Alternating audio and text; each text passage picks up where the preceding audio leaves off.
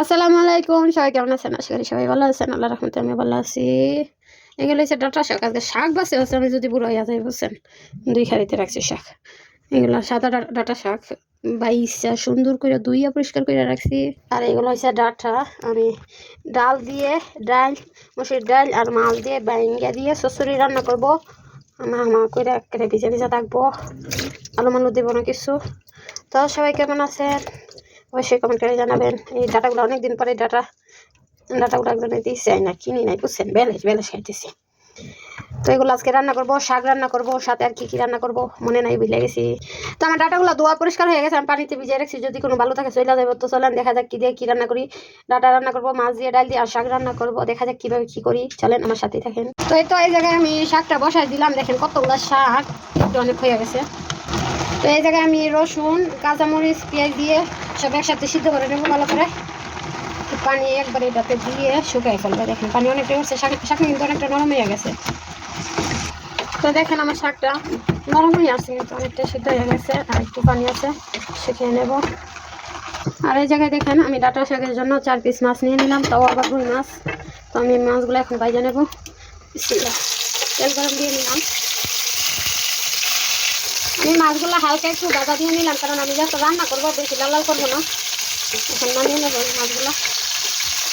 তরকারির জন্য দিয়ে দিলাম পেঁয়াজ কুচি, দিয়ে দিলাম বেশি ভালো দিয়ে দিলাম কাঁচামরিচ, অল্প একটু আদা বাটা, বেশি করে রসুন বাটা দিয়ে দিলাম।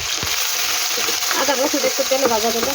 হলুদ, অল্প একটু জিরা, মরিচ, ধনিয়া একটু দিয়ে দিলাম। তো মশলাকে কষিয়ে নেবো। দিয়ে দিলাম একটু পানি, মশলাটা কষানো হয়ে গেছে ভালো করে। মশলাটা কষানোর পর আমি সবগুলো এখন ডাটা দিয়ে দেবো তাতে। এই জায়গায় দেখেন আমার শাকটা ডাটা ওটা কিন্তু অনেকটাই আপনার কষানো হয়ে গেছে। আমি কিন্তু এখনো ডাল দিই নাই, একটু কষিয়ে নিলাম আগে দিয়ে। কিছু শাক আছে কিন্তু লগে দেখেন ছোটো ছোটো শাক ডাটার সাথে। আমি এই জায়গায় দেখেন ডাল ধুয়ে পরিষ্কার করে রাখছি, এগুলো এখন দিয়ে দেবো ডাটার সাথে।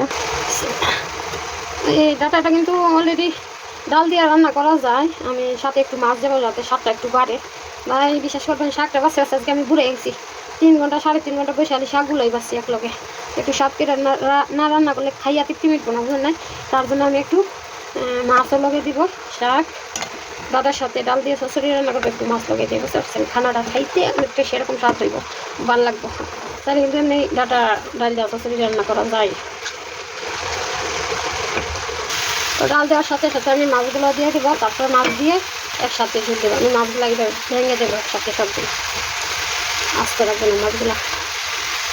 দেখেন এখন আমি ঝোল দিয়ে দেবো, কষানো হয়ে গেছে ভালো করে।